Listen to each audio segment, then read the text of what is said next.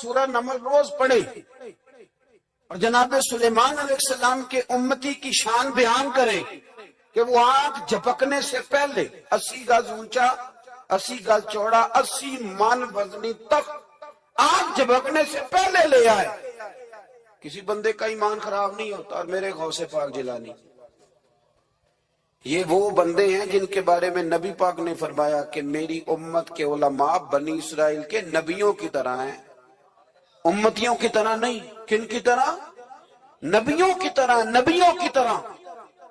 حضرت غوث پاک رضی اللہ تعالیٰ ہم کو ملنگ لوگ نہیں ہیں الحمدللہ تعالی. ہم تو غوث پاک کی کرامت بھی مانتے ہیں پر قرآن و سنت کی اینک لگا کے مانتے ہیں. یہ میری بات سمجھ لیں. حضرت غوث پاک رضی اللہ تعالیٰ نے طالب علموں کو سبق پڑھا رہے تھے تو سبق پڑھاتے پڑھاتے نا ہاتھ آگے بڑھایا تو اچانک ہاتھ واپس آیا تو گیلا ہو گیا تھا سارا. تو شاگرد بھی بڑے سیانے ہوتے ہیں، انہوں نے سبق چھوڑ دیا، استاد جی کے گیلے بازو کو دیکھنا شروع کیا. حضور یہ کیا ہے؟ تو غوث پاک بھی غوث پاک تھے. ہر بندے کا ہاضمہ اتنا اچھا نہیں ہوتا کہ اس کو ہر بات ہضم ہو جائے. کئیوں کو بدہضمی بھی بڑی سخت ہوتی ہے، کھٹے کھٹے ڈکار آتے ہیں بات سن کے، کانوں سے دھواں بھی نکلتے ہیں کئی دفعہ. تو انہوں نے پوچھ لیا فٹافٹ کہ حضور یہ کیا ہوا؟ تو غوث پاک کو پتا تھا کہ سب کا ہاضمہ ٹھیک ہے. میاں صاحب نے بھی کہا تھا خاصاں دی گلامہ آگے نہیں مناسب کرنی. اگلا شعر میں نہیں یہ پڑھنا کیونکہ زیادہ ڈاڈ ہے تو میں ادھر ہی رہتا ہوں. اتنا ہی کافی ہے کہ خاصاں دی گلامہ آگے نہیں مناسب کرنی. انہوں نے کہا حضور یہ کیا ہے؟ تو آپ فرمانے لگے تمہارے والی بات نہیں. اللہ اکبر. ابھی سبق پورا ہو رہا تھا تو بندے دوڑے دوڑے آ گئے، انہوں نے نعرے لگانے شروع، یا غوث یا غوث یا غوث. لوگ کہتے ہیں غوث پاک سے ملتا نہیں. میں کہ ٹھیک ہے انہوں نہیں نہ ملیا، جنہوں ملیا اس تے رولا پانا نہ بڑا ملیا بڑا ملیا بڑا ملیا. اپنا اپنا معاملہ نا. کسی نے کہا حضور کچھ نہیں دیتے تو کسی نے کہا میرے کریم سے گر قطرہ کسی نے مانگا، دریا بہا دیے در بے بہا دیے. جس کو ملا وہ تو شور کرے گا. تو تھوڑی دیر کے بعد ہی بندے پہنچ گئے. انہوں نے آ کے یا غوث کے نعرے بھی لگائے، وہ مچلے بھی، وہ روئے بھی، وہ قدم بھی چومے، اپنے مقدر پہ ناز بھی کیا. شکر ہے اللہ کا، اللہ نے ہمیں آپ کا غلام بنایا، شکر ہے. تو طالب علموں نے پوچھا ہوا کیا؟ کہنے لگے کشتی میں بیٹھے تھے تو ڈوبنے لگی تھی. تو ہم نے کہا کہ ہم تو غوث پاک کے ماننے والے ہیں. تو پھر حضور غوث اعظم کا دست مبارک نمودار ہوا ہے اور کشتی کو پکڑ کے کنارے لگا دیا ہے، کشتی کو پکڑ کے کنارے لگا دیا ہے.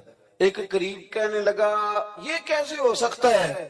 تو دوسرا اس کی کمر پہ تھپکے دے کے کہنے لگا ویسے ہی ہو سکتا ہے جیسے آصف بن برقیہ کے ذات ہوا تھا، بالکل ویسے ہی ہو سکتا ہے. سیدنا غوث اعظم کی کرامات اتنی متواتر کے ساتھ ہیں کہ ملا علی قاری فرماتے اتنی تو کرامتیں سنی نہیں جتنی غوث پاک کو اللہ نے عطا فرمائی. رب کریم نے انہیں درجہ دیا، وقار دیا، ان کی دعاؤں کو قبولیت دی. اللہ نے انہیں اعزاز کے ساتھ نوازا، اللہ نے ان پر فضل فرمایا. ایک تاجر تھا تو ملک شام جاتا تھا اکثر تجارت کرنے کے لیے، مال کما کے لاتا، غریبوں کی بھی مدد کرتا، مدارس کی، مساجد کی، سب جگہ جہاں دین کی ضرورت ہوتی پہنچتا. ایک بغداد میں اور درویش بھی گزرے جن کا نام شیخ حماد ہے، وہ بھی بڑے درویش تھے. وہ تاجر شیخ حماد کے پاس گیا، کہنے لگا میرے لیے دعا کر دے، میں جا رہا ہوں سفر کے لیے. تو انہوں نے کہا میں صبح بتاؤں گا. استخارہ کیا، صبح کہنے لگے نہ جانا، تیرا مال بھی لٹ جائے گا اور تو قتل بھی ہو جائے گا. وہ بڑا پریشان ہوا، حضور غوث پاک کے پاس گیا، کہنے لگا حضور وہاں بھی میں نے کہلا بھیج دیا ہے، سامان میرا پڑا ہے، جاؤں گا نہیں، پیمنٹ نہیں کروں گا، ملے گا نہیں تو خسارہ ہو جائے گا، مہربانی فرمائے. غوث پاک نے مراقبہ کیا، فرمایا تو جا اللہ خیر کرے گا، تو جا اللہ خیر کرے گا. مرید کا عمل کے یقین، پیر کا عمل کے یقین. چلے آپ فیصلہ کر لیں تو میں آگے بڑھتا ہوں. حضرت غوث اعظم رضی اللہ تعالیٰ عنہ نے مرید سے کہا تو جا اور اللہ خیر کرے گا. وہ گیا کہتے میں نے پیمنٹ کی، مال لیا، واپس آیا، گھوڑوں کا سفر تھا، رستے میں رات کو ایک جگہ سویا، خواب دیکھتا ہوں، خواب میں ڈاکو آ گئے، انہوں نے پہلے مال لوٹا، پھر مجھے قتل کیا، اور جب میرے گردن پر انہوں نے خنجر چلائی، خواب دیکھ رہا ہوں تو میری فٹافٹ آنکھ کھل گئی، اور جب میری آنکھ کھلی تو میں اسی وقت ہی رخت سفر باندھا، سر پٹ گھوڑے دڑائے، کچھ رات کو کچھ دن کو، سویرے بغداد پہنچ گیا۔ کہتے خیال تھا کہ پہلے غوث پاک کے پاس جاؤں گا، لیکن پہلے شیخ حماد سے ملاقات ہوگی۔ میرا چہرہ دیکھا، پریشان تو دیکھ کے مسکرائے، فرمانے لگے بھی تیرا پیر بڑا شاندار ہے، تیرا پیر بڑا شاندار ہے، وہ کام جو حقیقت میں ہونا تھا نا، حقیقت میں انہوں نے دعا کی ہے تو رب کریم نے اسے خواب بنا دیا ہے۔ ان کی دعا کی برکت سے اللہ نے اسے، اب میں بات مضبوط کرنا چاہتا ہوں تو میں ایک حدیث پاک بھی پڑھ دوں۔ لوگ کہیں گے جی مرنے والا بھی بڑھ جاتا ہے، عمر بھی بڑھ جاتی ہے، مشکات کی حدیث ہے، ترمذی میں بھی موجود ہے، نبی پاک صلی اللہ علیہ وسلم نے فرمایا اگر تم چاہتے ہو رزق بھی بڑھ جائے، عمر بھی لمبی ہو جائے، تو اپنے رشتہ داروں سے اچھا سلوک کرو۔ اس کا مطلب ہے کہ عمر بڑھ جاتی ہے، موت کچھ وقت کے لیے ٹل بھی جاتی ہے۔ حضور غوث پاک کو اللہ نے بڑا اعزاز دیا، بڑی کرامات دی۔ آپ فرمایا کرتے تھے میں نے 40 سال اپنے رب کو راضی کیا مصلی پہ بیٹھ کے۔ تو میرے مالک نے پھر پوچھا ہے کہ عبد القادر کچھ مانگ لے، کوئی بات کر لے، تو سیدنا غوث اعظم رضی اللہ تعالیٰ عنہ فرماتے ہیں کہ میں نے پھر اپنے رب کریم کی بارگاہ میں عرض کیا مالک جو قیامت تک مجھ سے محبت کرے، فضل کرنا اسے بغیر توبہ کے موت نہ دینا۔ تو میرے رب نے میری اس دعا کو شرف قبولیت عطا فرمایا کہ جو مجھ سے پیار کرے گا، میرا نام لے گا، وہ بغیر توبہ کے نہیں مرے گا۔ جنات بھی آپ کی بارگاہ میں حاضر ہوتے، آپ کو شیخ بحر و بر کہا جاتا ہے۔ جب آپ نے منبر پر بیٹھ کر یہ اعلان فرمایا کہ میرا یہ قدم ہر ولی کی گردن پر ہے، تو خراسان کے جنگلوں میں معین الملت والدین عطائے رسول ہند الولی خواجہ معین الدین اجمیری موجود تھے، تو وہاں اعلان کرنے لگے، کہنے لگے غوث پاک صرف گردن پہ کیوں، آپ میری آنکھوں پہ بھی قدم رکھیں، میرے سر پہ بھی قدم رکھیں۔ اللہ نے ان اولیاء کو بڑا اعزاز دیا، انہیں اللہ نے بڑی شان دی۔ اپنی نسبت اللہ کے بندوں سے مضبوط رکھیں۔ ضروری نہیں کہ آپ کسی جگہ مرید ہی ہوں گے تو آپ کی نسبت مضبوط ہوگی، آپ خواجہ معین الدین سے پیار کریں، آپ حضرت بہاؤالحق نقشبند بخاری سے پیار کریں، داتا علی اجویری سے پیار کریں، آپ غوث پاک جیلانی سے، آپ اللہ کے نیک بندوں سے محبت کریں، ان کا تذکرہ سنیں۔ اب تو پوری مہم چلی ہوئی ہے اللہ کے بندوں کے خلاف، لوگوں نے ایسا وار چلایا کہ بس جی کچھ بھی نہیں جی، آپ چھوڑیں، آپ ڈائریکٹ کتاب و سنت کو پڑھیں، کوئی بھی نہیں جی، کوئی ولی نہیں، تو پھر وہ جو اتنی آیتیں، وہ حدیثیں، وہ سارا کچھ، اس کا مطلب ہے امت میں ولی ہوتے ہی نہیں۔ تو الا ان اولیاء اللہ لا خوف علیہم ولا هم یحزنون کا کیا معنی ہے؟ اس کا کیا مطلب؟ آپ نے تو ملیاں میٹ کر دیا، سارا پوری مہم چلی، اللہ کے بندوں سے پیار کریں، اور میرے نبی پاک صلی اللہ علیہ وسلم نے فرمایا جو جس سے پیار کرے گا قیامت کے دن اسی کے ساتھ اٹھایا جائے گا۔ نبی کریم سید عالم صلی اللہ تعالی علیہ وسلم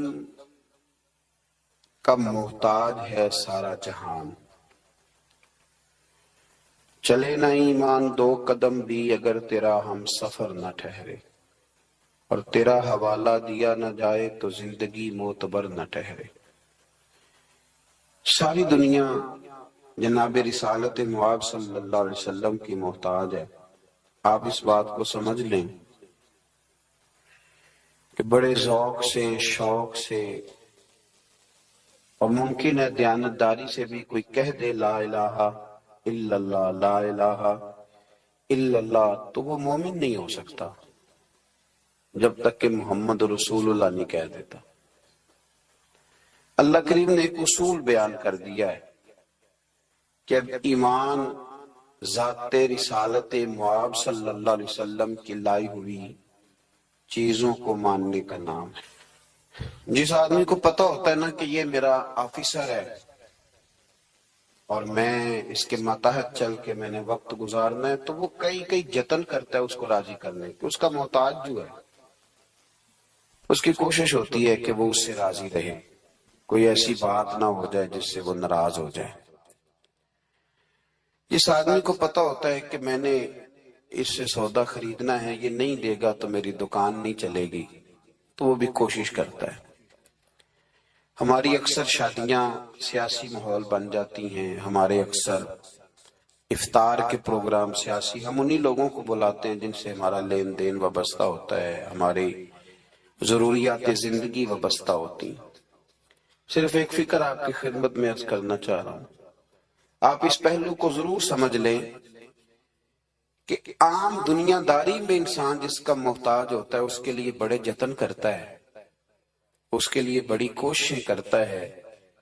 تو اگر دنیا داری کے لیے جہاں آپ اتنی کوشش کرتے ہیں، تو جن کے آپ ایمان کے لیے بھی محتاج ہیں، ایقان کے لیے بھی محتاج ہیں، اچھی زندگی کے لیے بھی محتاج ہیں، اور جنت میں جانے کے لیے بھی محتاج ہیں، ان کے لیے کس قدر زیادہ کوشش کرنی چاہیے، اس طرح کا رویہ اختیار کرنا چاہیے. آپ اگر صحابہ کرام علیہم رضوان کی زندگی کو دیکھیں تو انہوں نے موقوف کر دیا ہر چیز کو. ہمارے ہاں ایک لفظ بولا جاتا ہے انشراح صدر، اس کا مطلب ہوتا ہے سینہ کھل جانا. کچھ لوگوں کے سینے کھلتے نہیں، ساری زندگی سینے بند رہتے، کوئی چیز اندر داخل نہیں ہوتی. دریا بھی قریب بہ رہا ہو تو بیچارے خشک رہ جاتے. کچھ لوگوں کو اللہ انشراح صدر عطا کرتا ہے، انہیں سمجھ آ جاتی ہے کہ میرا علاج کیا ہے. یہ بتائیے کہ مریض بہت زیادہ خطرناک کون سا ہوتا ہے؟ جس کے مرض کی تشخیص نہیں ہوتی، جسے یہ پتہ نہیں چلتا کہ میرا مرض کیا ہے اور میرا طبیب کیا ہے اور میں نے دوائی کون سی کھانی. نبی کریم صلی اللہ علیہ وسلم کے غلام حضور کے صحابہ سمجھ گئے تھے کہ ہماری ہر بیماری کا حل ہمارے نبی کی بارگاہ میں موجود ہے. وہ سمجھ گئے، انہوں نے پھر دائیں بائیں نہیں دیکھا، الجھے نہیں کسی جگہ بھی. ہم بڑے سمجھدار لوگ ہیں لیکن ہم الجھے ہوئے ہیں، ہماری منصوبہ بندی بڑی لمبی چوڑی ہے. میں رات پڑھ رہا تھا، سیدنا غوث پاک رضی اللہ تعالیٰ عنہ کے گھر میں جب بھی کوئی بچہ پیدا ہوتا تھا تو آپ اسے ہاتھوں پہ اٹھا کے فرماتے تھے تو میت ہے، تو ایک دن مر جائے گا. میں تیرے ساتھ پیار ضرور کروں گا، محبت ضرور کروں گا، پر ہے تو میت، تو ایک نہ ایک دن مجھے چھوڑ کے چلا جائے گا. تو فرماتے تھے میں تجھ سے پیار ضرور کروں گا، پر سب سے زیادہ پیار اس سے کروں گا جو حی بھی ہے اور قیوم بھی ہے، جس کو کبھی موت اس سے بڑھ کر پیار کروں گا. میرے عزیز، اگر انشراح صدر مل جائے، اگر ذوق نصیب ہو جائے کہ سارا کچھ حضور کے قدموں سے وابستہ ہے، پھر زندگی آسان بھی ہو جاتی ہے اور بہت ساری دوڑ زندگی میں ختم ہو جاتی ہے. انسان بڑے دروازے چھوڑ کے ایک دروازے کی طرف آ جاتا ہے، اسے سکون نصیب ہو جاتا ہے. رسول کریم صلی اللہ علیہ وسلم کے ہم محتاج ہیں. جتنے ہمارے دکھ ہیں دور دراز پھیلے ہوئے، ان سب دکھوں کا مداوا حضور کے قدموں میں بیٹھ جانا. تھک گئے ہیں لوگ، تھک گئے اپنے عزیزوں سے، رشتہ داروں سے، دوست تعلق داروں کو راضی کر کر کے، پر نتیجہ صفر ہے، کچھ نہیں نصیب ہوتا.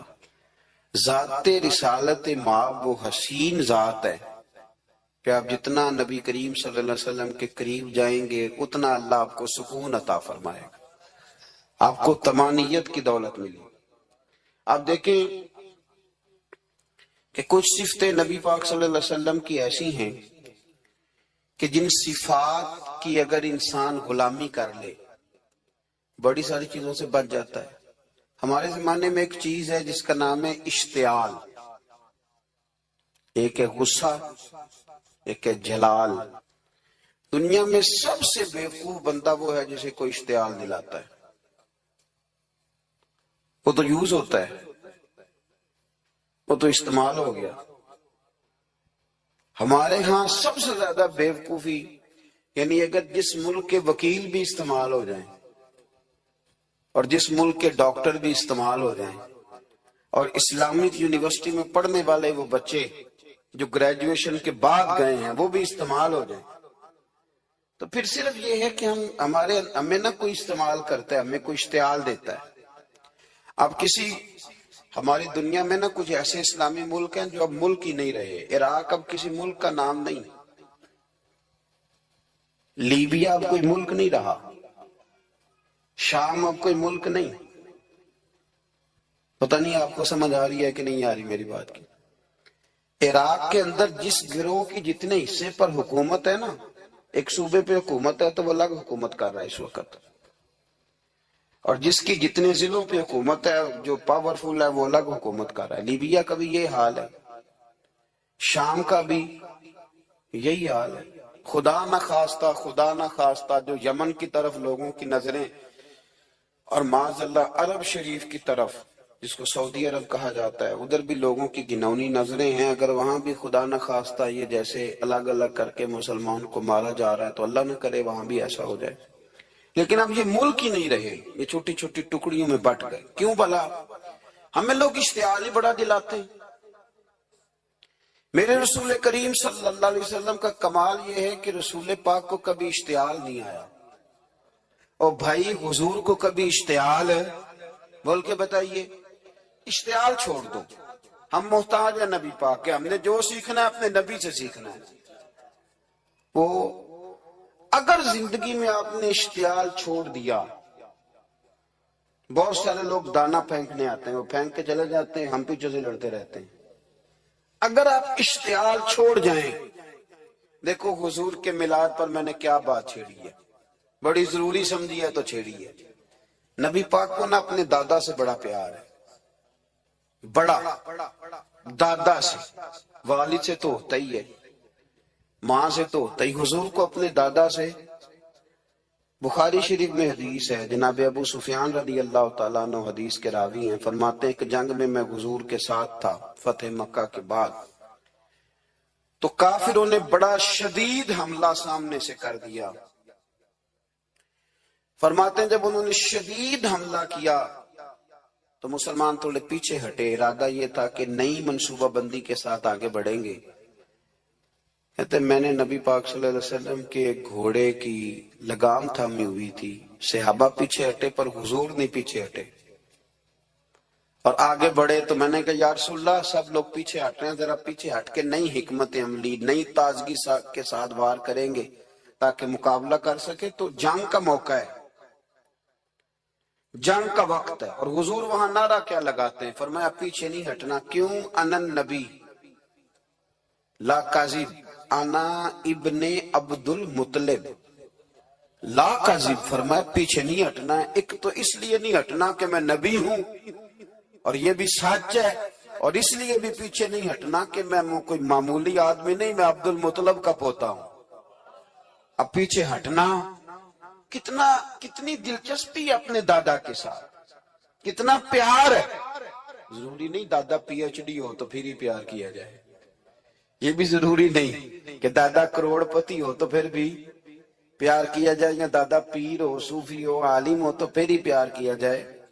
ماں باپ تو ماں باپ ہی ہوتے ہیں، ماں باپ تو ماں باپ ہوتے ہیں۔ مجھ سے کوئی کہے میں اپنی اماں پہ 6 جلدوں میں کتاب لکھ سکتا ہوں، میں ذمہ داری سے کہہ رہا ہوں، وضو کے ساتھ بیٹھا ہوں، اگر کبھی اللہ مجھے موقع دے تو میں کئی جلدوں میں اپنے والد پر کتاب لکھ سکتا ہوں۔ یہ ضروری تو نہیں کہ ماں باپ پڑھے لکھے ہوں تو پھر ہی ان پہ لکھا جا سکتا ہے۔ ماں اگر اپلے بھی تھاپتی ہو نا، اسے الف با تا سا نہ بھی دیکھ کے پڑھنا آتا ہو تو بیٹے سے پیار کتنا کرنا ہے یہ اسے آتا ہوتا ہے، یہ اللہ اسے دے کے بھیجتا ہے، اس کے لیے کسی پی ایچ ڈی کی ضرورت یہ اسے پتا ہوتا ہے، یہ اللہ تعالیٰ اس کے سینے میں پہلے اتارتا ہے۔ نبی پاک صلی اللہ علیہ وسلم کو بڑا پیار، آنا ابن عبد المطلب، اور میں کوئی معمولی آدمی نہیں، میں عبد المطلب کا پوتا ہوں۔ یہ جنگوں میں حضور اعلان کرتے۔ اب دوسری کتاب دیکھی الوفا شریف میں اور شفا شریف میں حدیث ہے، حضرت عمر فاروق راوی فرماتے میں کھڑا تھا، یہودیوں کا ایک بہت بڑا عالم ہے، زید بن دسنا اس کا نام ہے، حضرت بلال حبشی رضی اللہ تعالیٰ عنہ فرماتے ہیں کہ جب کہیں ضرورت پڑتی تھی تو ہم لوگوں سے قرضہ لیتے تھے، وہ ایک دن مجھے کہنے لگا مجھ سے قرضہ لے لیا کرو، میرے پاس پیسے پڑے ہوتے ہیں، میں نے اس سے قرضہ لے لیا نبی پاک صلی اللہ علیہ وسلم کے مہمانوں کے لیے، چونکہ میری ذمہ داری تھی مہمانوں کی دیکھ بھال۔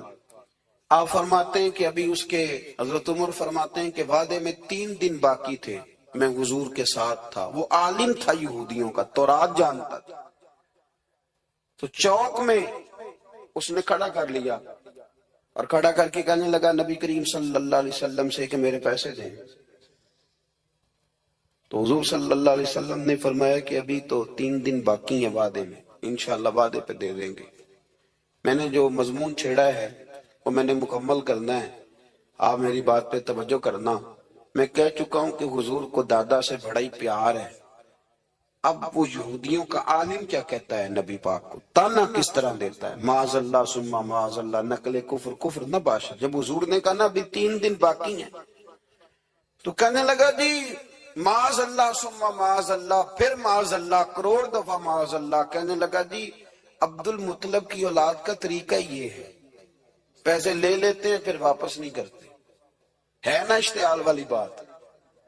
یعنی ویسے ہی آپ کسی کو کہیں کہ تیرے دادے کی اولاد شادی کا طریقہ ہی وہ گرم ہو جائے گا، اور اگر یہ کہہ دیا جائے اس ذات کے بارے میں جس سے آپ پیار بھی عشق کی حد تک کرتے ہو، تو اب تھپڑ تو بنتے ہیں نا 4، اب ڈنڈا تو بنتا ہے نا۔ لیکن میرے نبی پاک اشتعال میں نہیں آتے تھے، مزاج نہیں تھا رسول کریم۔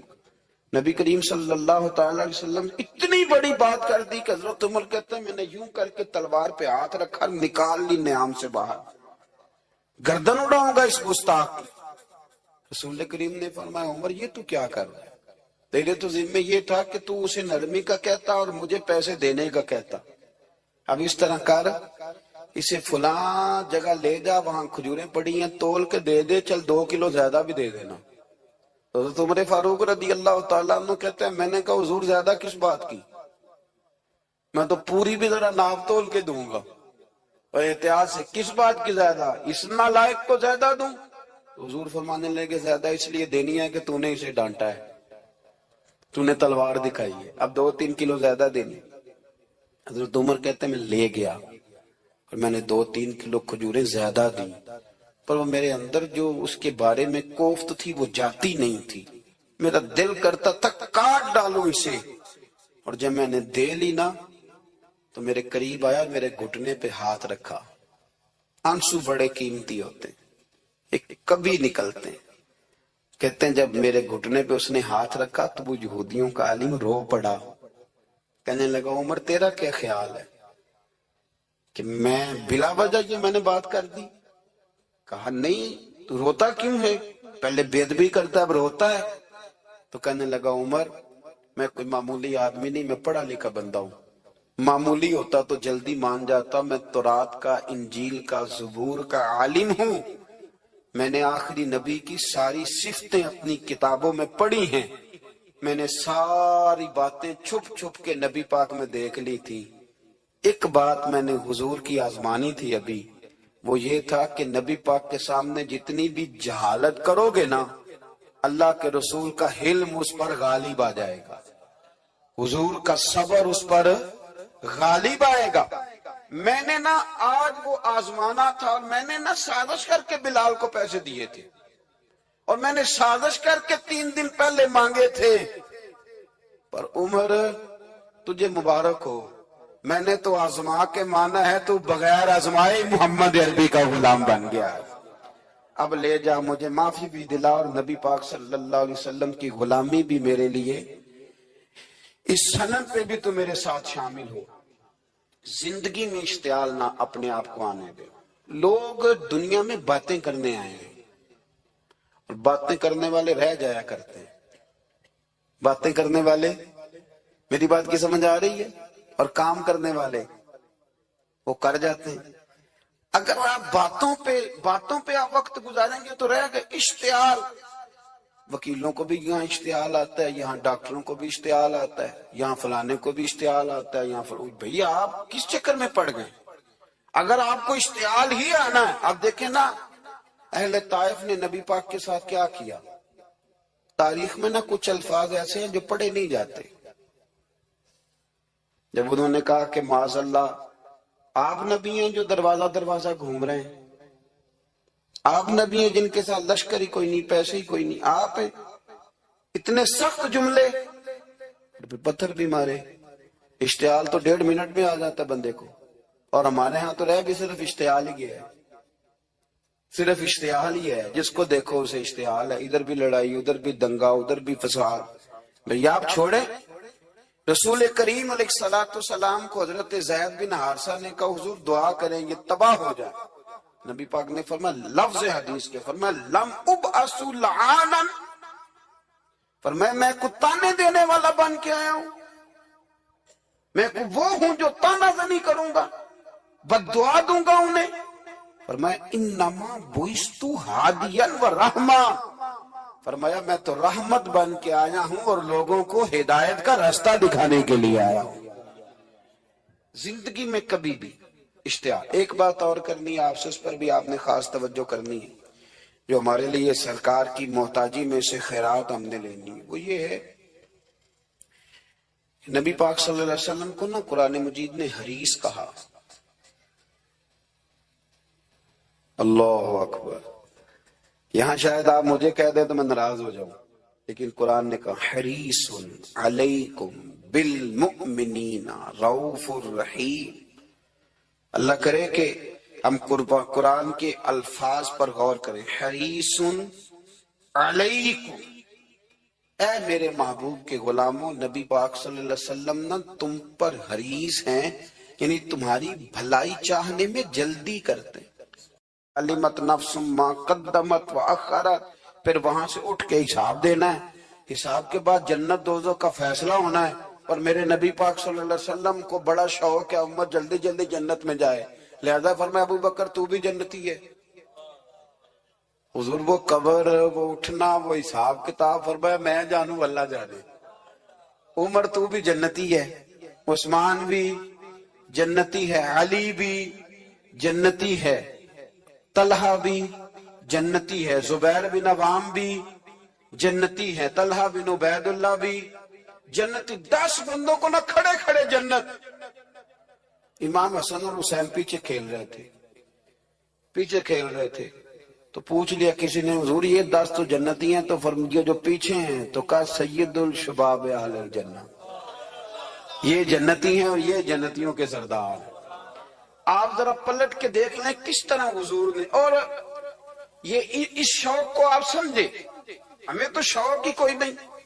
اب یقین کریں نہیں شوق، زیادہ سے زیادہ شوق ہوگا تو اپنے بیٹے کے حق میں ہوگا کہ جلدی جوان ہو جائے، اور اس میں بھی ہماری ڈبل لالچ ہوتا ہے کہ بچہ جوان ہو جائے اور میں کبھی بوڑھا بھی نہ ہوں، یہ بھی جوان ہو جائے اور میں بھی جوان ہی رہوں. بھئی یہ تو نہیں نہ ہو سکتا. اگر وہ جوان ہوگا تو پھر آپ کو بوڑھا ہونا پڑے گا، لیکن ہمارا ڈبل لالچ ہے کہ یہ بھی جوان ہو جائے اور میں بھی جوان ہی رہوں. یہ ہو سکتا؟ نبی پاک صلی اللہ علیہ وسلم نے فرمایا، آپ ذرا غور کریں، فرمایا وہ بیر رومہ ہے جو خرید کے دے دے گا میں اسے جنت کی بشارت دیتا ہوں. فرمایا جو مسجد بنائے گا میں گارنٹی دیتا ہوں اپنے لیے جنت میں مکان بنا لے گا. میرے رسول کریم علیہ السلام جنت کو آسان کرتے چلے گئے. فرمایا 2 چیزوں کی ضمانت دے دے، زبان اور شرمگاہ کا غلط استعمال نہ کرنا، میں تجھے گارنٹی دیتا ہوں کہ رب تجھے بغیر حساب کتاب جنت عطا کر دے. جلدی کے ساتھ حضور نے یہ شوق پیدا کیا.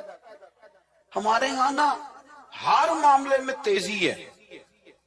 امیر راتوں رات ہونا ہے، حسین راتوں رات ہونا ہے، اور بادشاہ بھی نیک ذرا آہستہ آہستہ ہو کے کرنا ہے. آہستہ آہستہ آہستہ آہستہ. اور تم ہر بلے مسیطے بہ رہنا ہے تو اور کتے بھئی جی. بھئی مسجد اللہ کا گھر ہے، تیرے گھر بیٹھتے تو 2-3 زیادہ بیٹھتے، تو نے کہنا تھا کوئی اور کام بھی کریا کر. اللہ کے گھر بیٹھے ہیں تو یہاں بھی تجھے اعتراض ہے. کدھر جا کے بیٹھے، کدھر بیٹھے جا کے. ہمارا ایک پیر بھائی تھا، اللہ اکبر، تو حضرت صاحب کے پاس آ کے نا کسی نے شکایت لگائی اس کی کہ اس کے گھر والے کہتے ہیں تیار والے پیران کو ہی بیٹھا رہنا ہے، تو سب آس پہ فرمان لگے ایک بار پھر گل کری، کہتا جو کہتے ہیں ہر وقت پیروں کے پاس بیٹھ رہتا، فرمایا یار بڑا مزہ ہے، ایک بار پھر کری۔ تو وہ جب حضرت صاحب کو مزہ آتا تھا تو ہمیں مفت میں آنا شروع ہو جاتا تھا۔ تو یہ تو بڑی بات ہے نا جی کہ کوئی کسی اللہ والے کے پاس بیٹھتا ہے۔ میری بات کو سمجھ لیں، جلدی کرتے رسول کریم، ہمیں بھی تھوڑی جلدی کرنی چاہیے نبی پاک کا غلام بننے۔ صحابہ نے بڑی جلدی کی، آپ یقین کریں 1 منٹ بھی دائیں بائیں نہیں، بس آج حکم آیا، آج ختم، آج ہی عمل ہوگا، کل پرسوں کی بات کوئی نہیں۔ ساری دنیا جاتی ہے نا مدینہ شریف اور جا کر دیکھتی ہے مسجد قبلتین، 2 قبلوں والی مسجد، یار بڑا مشکل کام ہے، بڑا مشکل کام ہے۔ لوگ کہتے ہیں پہلا تسی انجان دے سو، اب یہ کہنا شروع کر دیے بڑا مشکل کام ہے۔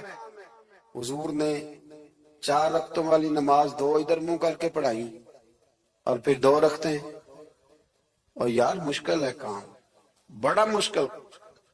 یہاں تو میرے بھائی پگڑی کا سٹائل بدل ناراض ہو جاتے، اور میرے رسول کریم صلی اللہ علیہ وسلم نے کعبے کا رخ ہی پھیر لیا تو سلام کے بعد صحابہ نے سوال نہیں کیا۔ کسی نے پوچھا کل تم نے 2 ادھر پڑھی تھی، آج 2 ادھر پڑھی، انہوں نے کہا ہم نے قبلہ نہیں دیکھا، ہم نے تو یہ دیکھا امام کدھر جا رہا ہے۔ حاجیو آؤ شہنشاہ کا روضہ دیکھو، کعبہ تو دیکھ چکے اب کعبے کا بھی کعبہ دیکھو۔ جلدی کریں، وقت بڑا تھوڑا ہے، بیماری فٹافٹ آ جاتی ہے، کچھ پتہ نہیں چلتا، کمزوری فٹافٹ آ جاتی ہے، کچھ پتہ نہیں چلتا، بہت سارے حالات ہیں جو جلدی خراب ہو جاتے ہیں۔ نبی پاک صلی اللہ تعالی علیہ وسلم نے نا اپنی امت کو بڑی ساری خیر اللہ سے لے کے دی، ہمارا دین بڑی جلدی مکمل ہوا، 23 سالوں میں مکمل دین حضور نے ہمیں عطا فرمایا۔ اور پھر ایک اور مزے کی اور لطف کی بات یہ کہ ایک ہے کہ جنگیں بھی ہو رہی ہیں، ہم کہتے ہیں جی آرام سے بیٹھیں گے تو دین کی بات کریں گے، جنگیں بھی جاری ہیں، بدر ہے، احد ہے، آخر دم تک۔ جس دن سرکار کا وصال ہوا اس دن بھی نبی پاک صلی اللہ علیہ وسلم نے لشکر روانہ کیا، اس دن بھی لشکر روانہ کیا، جنگیں بھی ہو رہی ہیں، اور ساتھ ساتھ رسول پاک نماز، عبادت، تہجد، مسواک، شریعت، دین، تقوی، پرہیزگاری، ان ساری باتوں کا درس بھی بیان فرما رہے ہیں۔ ہم کہتے ہیں جی وہ فلانے حالات ٹھیک ہو جائیں گے کاروباری تو پھر میں مسجد ہوں، بھئی حالت جنگ میں بھی، جنگ بھی چلتی رہتی تھی، تہجد بھی چلتی رہتی تھی، وہاں یہ حال تھا کہ وہاں پریشانی بھی چلتی رہتی تھی اور درود و سلام بھی چلتا رہتا تھا۔ میرے رسول کریم صلی اللہ علیہ وسلم کے غلاموں، اپنے زندگی میں ناکام وہ لوگ وہ جنہوں نے وقت ضائع کیا، وقت نہیں ضائع کرے۔ ایک آدھ بات حضور غوث پاک کی عرض کرتا ہوں، حضور غوث پاک رضی اللہ تعالیٰ عنہ نے نا نبی پاک صلی اللہ علیہ وسلم کی اتباع میں وقت گزارا ہے۔ کچھ بندے اللہ کے بڑے خاص ہوتے ہیں، حضور غوث پاک رضی اللہ تعالیٰ عنہ کو اللہ نے اعزاز عطا فرمایا، شان عطا فرمائی کہ غوث اعظم درمیان اولیاء، چو محمد درمیان انبیاء۔ اس طرح نبیوں میں رسول کریم کا مقام ہے نا، اس طرح ولیوں میں غوث پاک جیلانی کا مقام ہے۔ حضور غوث پاک رضی اللہ تعالیٰ عنہ کو اللہ نے کئی اعزازات دیے، سب سے بڑی بات یہ کہ اللہ نے انہیں کرامات عطا کی۔ کرامت دین کا پورا ایک حصہ ہے۔ ہمارے یہاں نا لوگ کہتے ہیں اخلاق بیان کریں جی، وہ کہتے کیا تھے، کرامت کیا ہوتی؟ بھئی کرامت تو قرآن پاک نے بیان فرمائی۔ آصف بن برخیہ جناب بلقیس کا ملکہ بلقیس کا تخت لائے تھے، یہ اللہ نے کیوں آیت نازل کی قرآن پاک میں؟ وہ قصہ کہانی ہے کہ وہ جی تخت لائیں، یہ کیوں بیان کی؟ اور تخت آیا کس طرح آیا؟ انہوں نے کہا کہ آنکھ جھپکنے سے پہلے آ جائے گا، پھر آیا کہ نہیں آیا؟ ان سے پوچھا یہ کیسے آیا؟ کہنے لگے ھذا من فضل ربی۔ او سنگیو، صرف حضرت سلیمان علیہ السلام کا امتی تخت لا سکتا ہے، نبی پاک کا غلام نہیں لا سکتا؟ یار آپ نے کرامت کا انکار کر کے اپنے آپ کو کمزور کر لیے، اور نہیں جی نہیں، یہ کیسے، کیا مطلب ہے اس کا؟ اور حضرت ابو ذر غفاری نے عرض کیا تھا یا رسول اللہ اگر وہ ان جیسے عمل نہ بھی کرے تو فرمایا اللہ بڑا کریم ہے، ایمان کی سلامتی سے جائے اللہ ان کے ساتھ ہی کھڑا فرما دے گا۔ حضرت محدث اعظم پاکستان مولانا سردار احمد صاحب رحمۃ اللہ علیہ بڑے مصروف آدمی تھے، پر بڑھاپے کے عالم میں بھی نا شیخ الحدیث تھے۔ شاید اتنے کسی کے شاگرد دنیا میں ہوں جتنے حضرت کے تھے۔ ہر جمعرات کو فیصل آباد سے لاہور آتے تھے داتا صاحب کے مزار پہ حاضری دے، ہر جمعرات۔ یہ چند دن پہلے ہمارے ایک بزرگ افریقہ سے آئے ہوئے تھے، افریقہ سے، تو پوچھا حضرت جی خیریت سے آنا ہوا؟ تو کہنے لگے پہلا مقصد تو داتا صاحب کے مزار پہ حاضری دینا، اور باقی اس کے بعد۔ تو ہر جمعرات کو حضرت محدث اعظم رحمت اللہ علیہ آتے تھے، ہر جمعرات۔ ایک مولوی صاحب نے ایک دفعہ شوشہ چھوڑ دیا لاہور میں کہ داتا صاحب کی قبر تو قلعے میں ہے۔ لوگ شوشہ چھوڑتے رہتے ہیں نا کہ چلو کسی طریقے سے بندے ہٹائے جائیں، پھر جن کی محبت اللہ دلوں میں پیدا کرے ان سے کیسے ہٹایا جائے؟ وہ جی ادھر قبر ہی نہیں، وہ تو قلعے میں ہے۔ وہ تجھے کون بتا گیا؟ کہتا جی میں نے ایک روایت پڑھی، فلانے بندے نے لکھا ہے، چلو جی الجھاؤ بن گیا۔ ہمارے ہاں جو نوکھی بات کر دے اس پہ بحث بھی شروع ہو جاتی، بڑی لے ہوئی، بڑا کچھ ہوا۔ سید ابو البرکات شاہ صاحب ایک بہت بڑے عالم گزرے ہیں، داتا صاحب کے مزار سے تھوڑا سا آپ آگے بڑھیں تو حزب الاناف بہت بڑا مدرسہ ہے، اس کے وہ شیخ الحدیث تھے، اعلیٰ حضرت کے خلیفہ تھے، سید تھے۔ حضرت مولانا سردار احمد صاحب سپیشل فیصل آباد سے آئے، سید صاحب کو وہاں سے ساتھ لیا، داتا صاحب کی مسجد کا سپیکر کھولا اور کھول کے فرمانے لگے جس بندے کو شک کرنا کہ داتا صاحب یہاں موجود نہیں، قلعے میں ہیں، وہ آ جائے، میں داتا صاحب کو آواز دوں گا، داتا صاحب قبر سے بول کے کہیں گے میں اندر ہی ہوں، آ جائے میں آواز دے۔ بات ویسے کافی بڑی ہے، آپ کے اگر ذوق اس پر توجہ دے تو داتا صاحب اندر سے بولیں گے اور کہیں گے کہ نہیں میں یہی ہوں۔ وہ سید صاحب کہتے ہیں کہ مینوں تو ایک کارتے نہیں دسی گل ساتھ ہی لے آئے ہو، وہ گھر میں بتانا تھا۔ اور کہتے ہیں جبہ کھینچ کے نا محدث اعظم کا، کہنے لگے مولانا آپ نے بڑا دعویٰ کر دیا ہے، بڑا دعویٰ کر دیا کہ داتا صاحب اندر سے، بڑا دعویٰ ہے۔ مولانا سردار احمد صاحب فرمانے لگے سید صاحب اپنی مرضی سے نہیں کیا، داتا صاحب سے پوچھ کے کیا ہے، داتا صاحب نے مجھے کہا ہے تو آواز دینا اور میں اندر سے بول پڑوں گا۔ فرمایا میں کل شام تک ادھر بیٹھا ہوں، جس کا دل کرے وہ آئے، میں انشاءاللہ تعالی آواز دوں گا اور علی بن عثمان حجویری قبر کے اندر سے بولیں گے، لیکن چونکہ پیچھے کرم تھا نا لہذا آیا کوئی بھی نہیں۔ پہنچا کوئی بندہ تو یاد رکھیں اللہ کے بندوں سے پیار کریں۔ تنقید والے بندے ساری زندگی بیچارے اسی کھاتے میں رہے، کچھ نہیں بن سکا، خود بھی بے سرور رہے، دوسروں کو بھی بے سواد کیا۔ اپنے آپ کو مزیدار کریں۔ دو باتیں میں نے سیرت کی عرض کی ہیں، ایک تو اشتعال انگیزی سے بچے زندگی میں، کبھی بھی کوئی کتنا مرضی لوگ اشتعال تو دلائیں گے، اشتعال میں نہ آئیں۔ اور دوسری بات یہ کہ جلدی کریں دین پر عمل کرنے میں، لیٹ نہ کریں، سرکار نے جلدی فرمائی ہمیں دین دینے میں۔ اور پھر ایک بات میں نے آپ کی خدمت میں یہ عرض کی ہے کہ اللہ کے ولیوں سے پیار کریں، اللہ ہمیں سمجھنے کی توفیق عطا فرمائے۔